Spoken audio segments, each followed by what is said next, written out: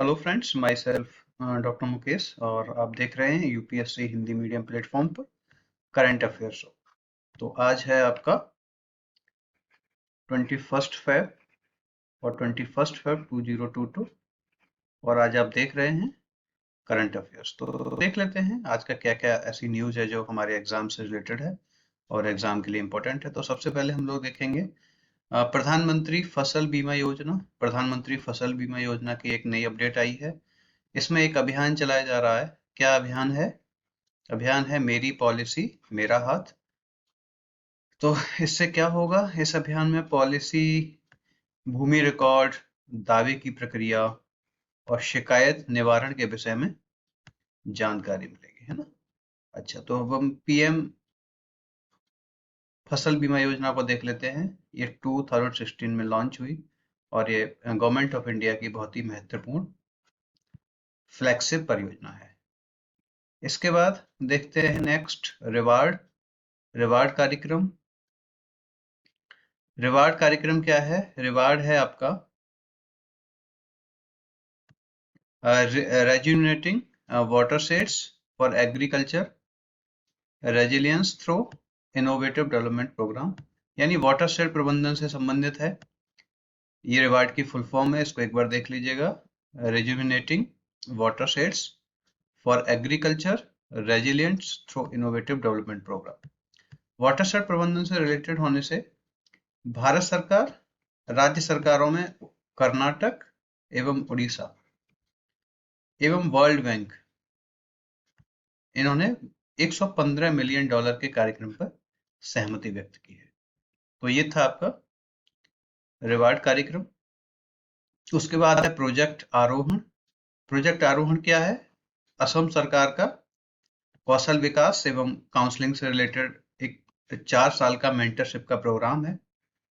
इसमें बच्चों को तैयार किया जाएगा आने वाले आगे चुनौतियों के लिए। इसमें टाटा कंपनीज के साथ करार किया है असम गवर्नमेंट ने, है ना। नेक्स्ट है व्यापम। बहुत चर्चित रहा है। व्यापम का नाम बदलकर क्या कर दिया गया है? कर्मचारी चयन आयोग। व्यापम पहले क्या किस नाम से जाना जाता था? व्यवसायिक परीक्षा मंडल। ये कहाँ है? ये एमपी में है, मध्य प्रदेश में। और व्यवसायिक परीक्षा मंडल, जब इसमें बहुत सारे भ्रष्टाचार के आरोप लगे तो इसका नाम बदल के रखा गया था प्रोफेशनल एग्जामिनेशन बोर्ड, और अभी इसका नाम फिर से बदल के रखा गया है कर्मचारी चयन आयोग। व्यापम से मुझे याद आया, आपने एक वेब सीरीज देखी होगी, द विशेल बिलोवर, और जिसने नहीं देखी है वो अब जरूर देख ले, बहुत अच्छी वेब सीरीज है। नेक्स्ट है ऑपरेशन नन्हे फरिश्ते। जैसा नाम से इंडिकेट है, नन्हे फरिश्ते यानी बच्चों से रिलेटेड है। रेलवे सुरक्षा बल आरपीएफ द्वारा स्टेशन पर छोड़े गए या अकेले पाए गए बच्चों को बचाने से संबंधित है। ये आरपीएफ ने एक बहुत ही अच्छा इनिशिएटिव लेते हुए सन 2022 में 1000 से अधिक बच्चों को रेस्क्यू किया। एक्चुअल में होता क्या है ना कि इन बच्चों से क्या करते हैं, वैगिंग और इस तरीके का जो है वैगिंग ईटीसी का काम कराया जाता है। तो आरपीएफ ने जनवरी 2022 में 1000 से अधिक बच्चों का रेस्क्यू किया है। तो ये ऑपरेशन नन्हे फरिश्ते, इसको आप देख लीजिएगा। इसके बाद नेक्स्ट है Frontier Report 2020 noise villages and mismatches. संयुक्त राष्ट्र पर्यावरण कार्यक्रम के तहत फ्रंटियर रिपोर्ट जारी की गई है।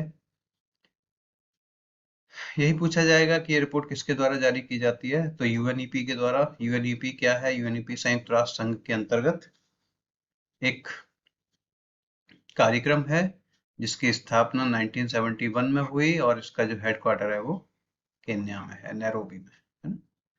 इसके बाद एक अगली न्यूज है कचरा मुक्त शहर के प्रस्ताव को कहाँ मंजूरी मिली है? आंध्र प्रदेश, है ना।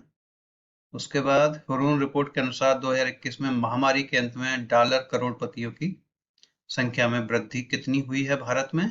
11%। और डॉलर करोड़पति क्या होता है? जब भी किसी की संपत्ति व्यक्तिगत संपत्ति, क्या जब भी किसी की व्यक्तिगत संपत्ति कितनी हो जाए, 7 CR से अधिक हो जाती है, 7 CR से अधिक हो जाती है तो उसको क्या बोलते हैं, डॉलर करोड़पति। तो डॉलर करोड़पति का जो है कितनी, हमारी 2021 भी जब भी कोविड महामारी खत्म हुई तो उसके बाद से कितने डॉलर करोड़पतियों की संख्या परसेंटेज में बढ़ी है, 11%। और कितने हैं, लगभग लगभग 4.5 लाख यानी 4.6 लैक्स डॉलर करोड़पति हमारे भारत में है। वाह। नेक्स्ट है शकीब उल गनी, ये बिहार के हैं। शकीब उल गनी बिहार के चंपारण जिले के हैं, चंपारण मोतिहारी के हैं और ये क्रिकेट खेलते हैं। क्या कारनामा इन्होंने करके दिखाया है, ये रणजी जो अभी चल रहे हैं आपके प्रथम श्रेणी, रणजी को क्या बोलता है, प्रथम श्रेणी क्रिकेट, इसमें इन्होंने अपने पहले ही मैच में, अपने डेब्यू मैच में इन्होंने क्या किया है, 13 शतक लगाया है, 340 रन, और ये मिजोरम के खिलाफ इन्होंने लगाया है ना। तो इसको आप याद रखिएगा, शकीब उल गनी।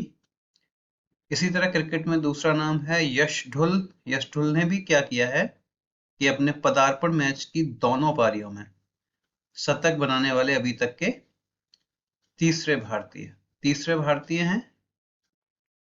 तो पहले दो हैं, एक थे आपके नारी कॉन्ट्रैक्टर, नारी कॉन्ट्रैक्टर, ये गुजरात की तरफ से खेलते थे, कहाँ से, गुजरात से, और इन्होंने 1952-53 में दोनों पारियों में शतक लगाया था। दूसरे आपके विराग आवटे,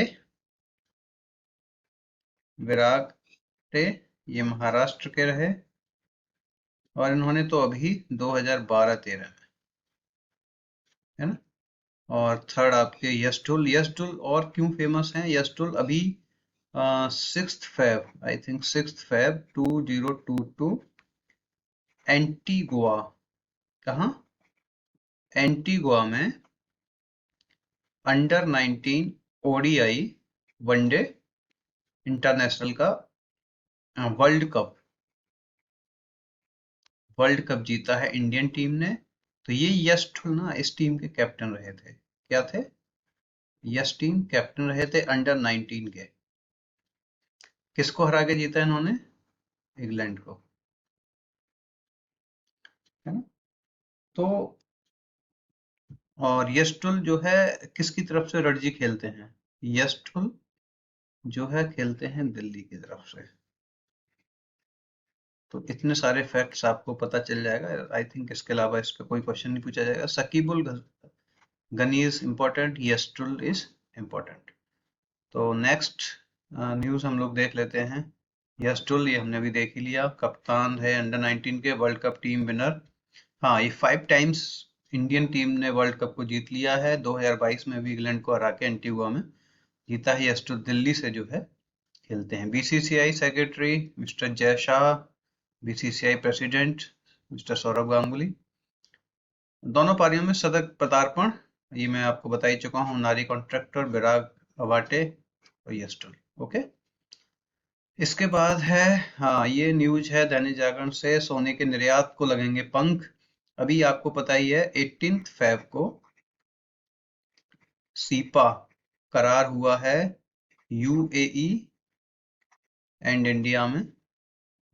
तो अभी सोने के निर्यात में वहां हुआ है कि जो भी भारत से निर्यात होने वाली ज्वेलरी है ना, भारत से निर्यात होने वाली ज्वेलरी पर 5% का शुल्क लगता है, जो 5% का बिल्कुल खत्म हो जाएगा। इससे क्या होगा, वहां पे जो निर्यात का जो टैक्स लगेगा वो शून्य हो जाएगा।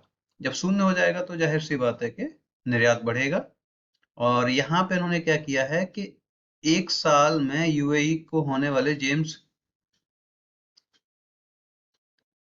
हाँ ये है कॉम्प्रिहेंसिव इकोनॉमिक पार्टनरशिप एग्रीमेंट के तहत यूएई से होने वाले सोने के आयात पर सिर्फ 1% की छूट दी जाएगी, जबकि संयुक्त अरब अमीरात भारत से निर्यात होने वाली ज्वेलरी पर 5% की, यानी कि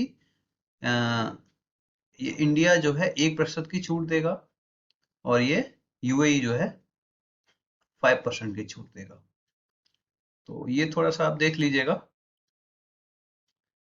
अभी सोने के आयात पर भारत में 10% का शुल्क और 2.5% यानी 12.5% का टोटल टैक्स लगता है। 2.5% का कृषि सेस एग्रीकल्चर अधिभार लगता है और टोटल मिला के 12.5% का टैक्स था।